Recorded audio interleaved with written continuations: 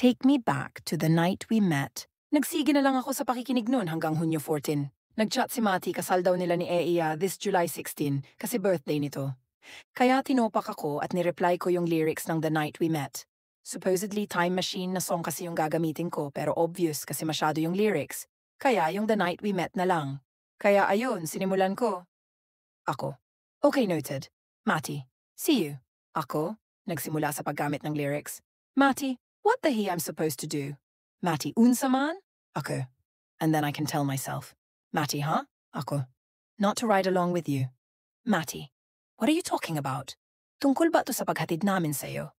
Ako. I had all. And then most of you. Some. And now. None of you. Mati. What? Ako. Take me back to the night we met. Mati. I don't understand. Ano ibig sabihin mo, oy? Ako. I don't know what I'm supposed to do. Haunted by the ghost of you, take me back to the night we met. Hindi na siya nag-reply. Should I laugh because it's a lyrics prank? Or should I be sad kasi those are some words that I want to tell him? Then after a few minutes, nag-reply siya. Sabi niya, ha ha ha ha ha. Lyrics naman pala yun. Nang paprank ka na pala ha. Pero kilala kita. Iba ibig sabihin mo rito. Hindi ka pa pala nagbabago, R? My heart sank, and I cried. Grabe yung iyak ko. He was right na iba ibig sabihin ko nun. He understood na dinaan ko lang sa prank kunwari pero iba talaga ibig sabihin ko. Hindi ako nag-reply. Sineen ko lang ang message niya. Maya-maya, nag-chat siya. Sabi niya, can we talk? I think we need closure. Nanginig ako. Hindi ko alam i-reply ko. Should we talk? Diba yun naman yung gusto ko? I took all my courage and I replied. Ako, sige saan? Mati, sa favorite mo na fast food, Jollibee. It gave chills. Mas lalong sumikip yung dibdib ko. Umiyak na naman ako kasi naalala niya pa yung paborito kong fast food. So, ayun. I prepared myself, pero di talaga maiwasan ng mata ko na di umiyak. Kaya nag-decide ako na magpulbo na lang at mag-lip tint. Nagkita kami sa Jollibee dyan sa may Metro Gaisano. It was 10 p.m. Nakamotor siya, and to my surprise, he was wearing the shirt na binigay ko sa kanya way back 2012 and brought the helmets we used to wear before. So anong klaseng closure ba ito? Lumapit siya, then hinawakan niya yung kamay ko. Sabi niya, Mati, baby, let's pretend na tayo and year 2013 pa ito. Ako? Huh? Mati, diba, sabi mo, I will take you back the night we met? Imposible na kasi yun, kaya let's pretend na lang na tayo pa. Then we will have a closure. Hindi ko alam ang i-react. So I go with the flow. Pumasok kami sa Jollibee. Siya ang nag-order para sa akin. In fairness, naaalala niya pa rin ang mga paborito ko. Hindi ko gets. Masaya ako na malungkot. Masaya ako kasi kasama ko siya ulit pero nalulungkot ako kasi we were just pretending for the sake of closure. Kumain kami and he showed me the old Mati. Yung Mati na caring sa akin. Yung Mati na ang lakas magpatawa. Tinitigan ko siya para talaga kaming bumalik sa dati. Suot niya ang t-shirt na bigay ko. Suot niya ang couple necklace namin. Sinuot niya sa akin ang helmet like he always used to before. Then sumakay ako sa motor niya. Hindi ako yumapos pero kinuha niya ang kamay ko at pinayakap sa kanya. While nasa biyahe kami, sige lang sa pagtulo ang luha ko. I wish this will never stop.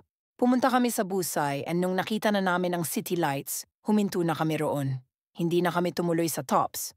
Umupo kami sa motor niya. Our convo went like this. Mati, ganda ng tanawin sa city, no? Ako? Oo, Mati. Kamusta naman yung araw mo, baby?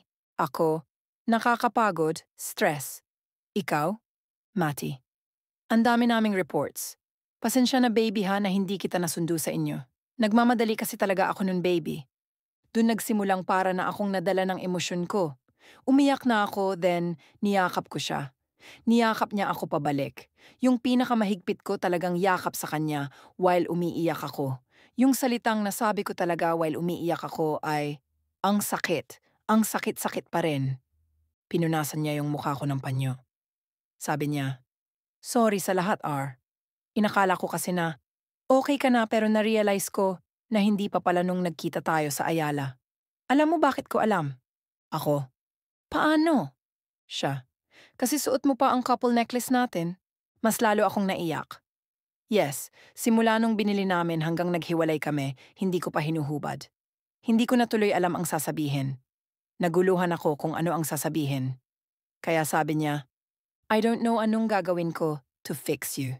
Hindi na kasi pwedeng bumalik ako sa'yo para ma-fix lang kita. You need to let our memories go or wala pa rin akong masabi. Iyak lang ako ng iyak. Ang sikip na ng dibdib ko. Tapos sabi niya, "You will find someone. I know you will." Ako, di na ako makakahanap ng gaya mo kasi you're the best I ever had, Mati. If you could picture my face that day, pulang-pula yung mukha ko sa pag-iyak, crying my heart out. Siya, no, may mas hihigit pa sa akin. Sinarado mo lang yung isip mo kasi naniniwala kang ako yung best. Pero meron pang mas hihigit sa akin. Iyak lang ako ng iyak tapos punas. Sabi ko sa kanya, ako, bakit di ka na bumalik sa akin? Sabihin mo sa akin ang totoo, niligawan mo ba si Eya habang tayo pa? Siya, kaya hindi ako bumalik sa'yo dahil diyan sa ugali mo ngayon. Ginagawan mo ako ng kwento, wala kang tiwala sa akin. Ako, sagutin mo kasi niligawan mo ba si Eya habang tayo pa? Siya, hindi pa kami magkakilala noon. Nagkakilala kami nung Nobyembre na, pagka-ikalawang semestre. Ang faithful ko nung tayo pa. Naa pa mas labaw sa ako Ki-close lang ni mo imuhang mind kay nagtuo ka nga ako ang best. Pero naapay mas mulabaw pa nako. Ouch. Ang nung tayo pa slapped me na wala na talagang kami. Ako, faithful? 2 buwan bago tayo maghiwalay nagbago ka na. Ang bilis mo na mairita sa akin, nakukulitan ka na sa akin. Siya. Kasi ang controlling mo masyado. Demanding ka na pagdating sa lahat. Palagi mo na lang ako pinagdududahan. Ginagawan mo ako ng kwento. Wala kang tiwala sa akin. Hindi lang ako makapag-good night sa iyo, iba na iisipin mo. Nasakal na ako kaya ako lumayo sa iyo. Sinabihan na kita tungkol dito pero di ka pa rin nagbago. Hindi ako nakaimik and I remembered kung paano ko siya tratuhin dati. And I realized na it was my fault at the end. Nasa akin pala ang diferensya. I know it's rude pakinggan, pero sasabihin ko talaga to. Ako, kung hindi nabuntis si Eya, papakasalan mo siya? Siya. Yes, love na love ko siya, Yes, masakit sa puso at total sobrang sakit na tinudo ko na. Ako, love mo ba talaga si Eya nung niligawan mo siya? Mati, yes. Ako, wala ka ng feelings para sa akin nun? Mati, kaunti na lang.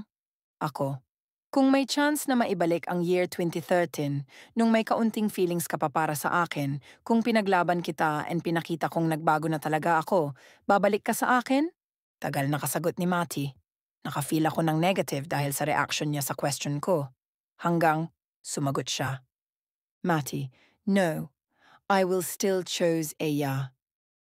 Grabe yung buhos ng luha ko. Sinabi ko sa kanya na anong meron siya na wala sa akin. Siya. Si Eya, she's the most understanding woman na nakilala ko.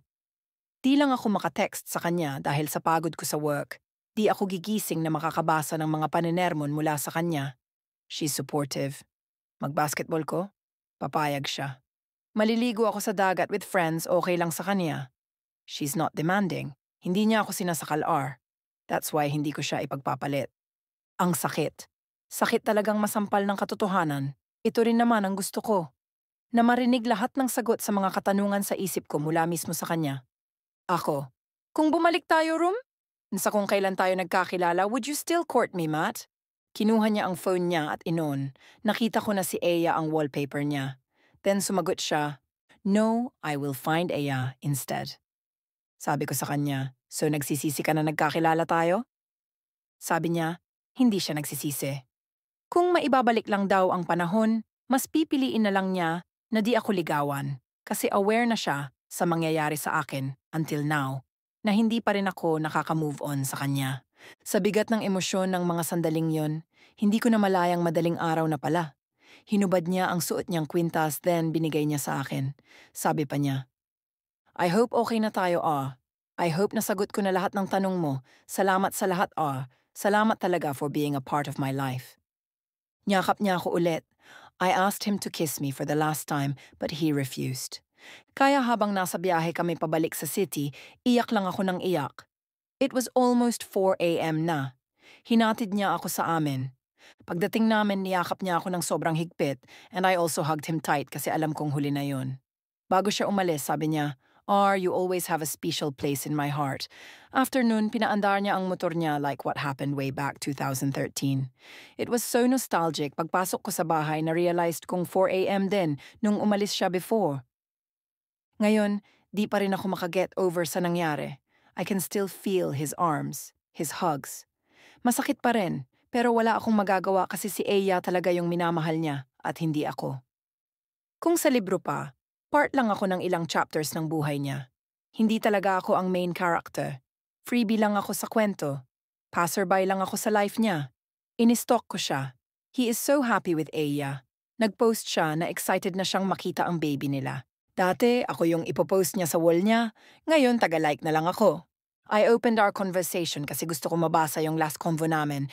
Pero nakita ko na lang ang "you can't reply to those conversation." Naiyak na naman ako. Ang sakit-sakit pa rin kasi. Hanggang dito na lang. At least na ilabas ko yung sakit na nararamdaman ko. I hope maging okay na rin ako. I am hoping.